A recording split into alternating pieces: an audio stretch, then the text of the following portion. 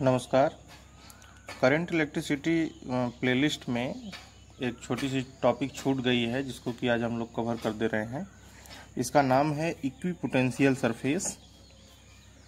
तो आइए जानते हैं इक्विपोटेंशियल सरफेस।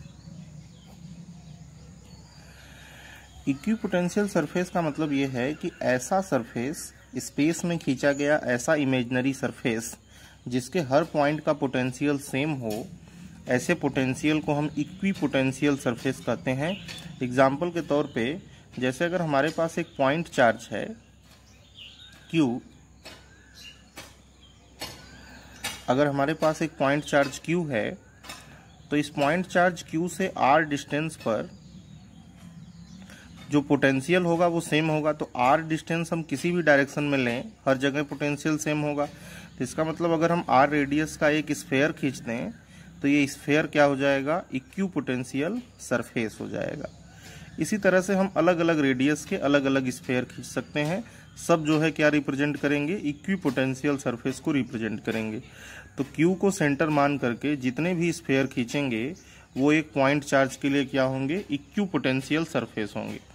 अच्छा, अब एक चीज और क्लियर कर दिया जाए कि अब जैसे ये हम स्फेयर खींचे हैं तो इस स्फेयर के हर पॉइंट का पोटेंशियल क्या होगा, सेम होगा।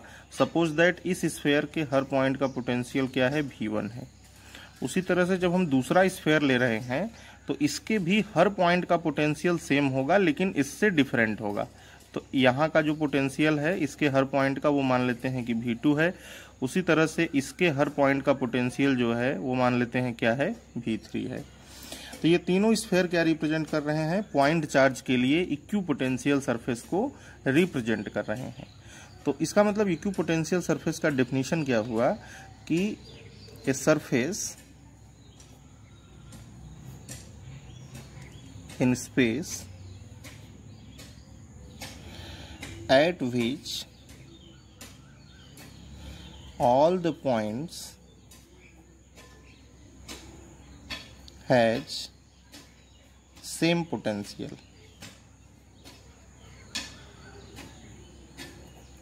मतलब स्पेस में खींचा गया ऐसा सरफेस जिसके हर पॉइंट का पोटेंशियल सेम हो, उसे हम क्या कहेंगे, इक्विपोटेंशियल सरफेस कहेंगे। तो इसी तरह से हम और एग्जाम्पल देख सकते हैं। जैसे अगर हमारे पास एक लाइन चार्ज है तो लाइन चार्ज से हम लोग जानते हैं कि R डिस्टेंस पर पोटेंशियल सेम होगा।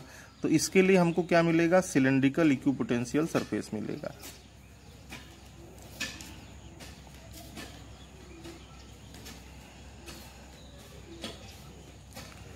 तो लाइन चार्ज के केस में क्या मिलने लगा, सिलेंड्रिकल इक्विपोटेंशियल सरफेस मिलने लगा।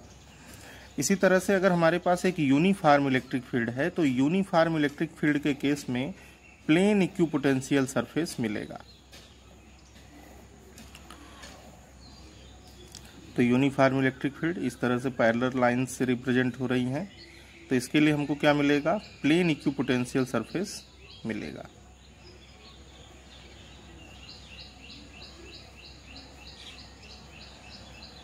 तो ये क्या हो गया, इक्विपोटेंशियल सरफेस हो गया। अब इसकी कुछ प्रॉपर्टी है, उसके बारे में डिस्कस कर लेते हैं। पहली प्रॉपर्टी, इक्विपोटेंशियल सरफेस की पहली प्रॉपर्टी ये है कि इक्विपोटेंशियल सरफेस के परपेंडिकुलर हमेशा होनी चाहिए इलेक्ट्रिक फील्ड लाइंस को। मतलब electric field lines are always perpendicular to equipotential surface. अब जैसे यहीं पर अगर हमको देखना है तो यहाँ पर देखिए इलेक्ट्रिक फील्ड लाइंस इस तरह से खींचेंगे तो कहीं पर भी इलेक्ट्रिक फील्ड लाइन खींच लीजिए वो आपका क्या होगा, इक्विपोटेंशियल सरफेस के हमेशा क्या होगा, परपेंडिकुलर होगा। किसी भी डायरेक्शन में खींच के देखिए परपेंडिकुलर होगा। यहाँ पर भी अगर हम लोग खींचेंगे तो किस तरह से खींचना पड़ेगा, इस तरह से खींचना पड़ेगा। 3D डायग्राम है, ये देखिए इस तरह से। तो पहली प्रॉपर्टी इसकी ये हो गई कि electric field lines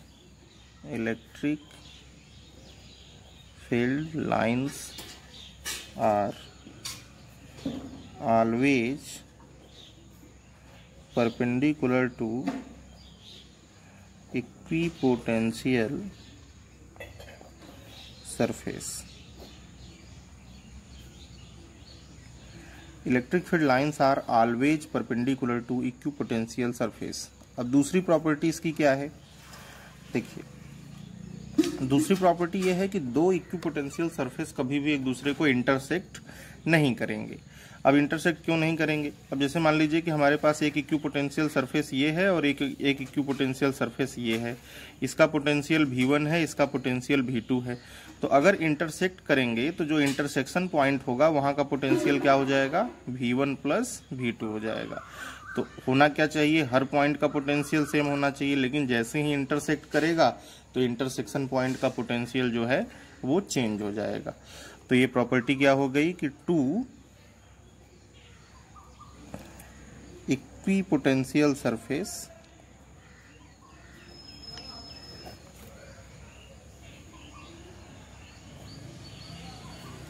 never intersect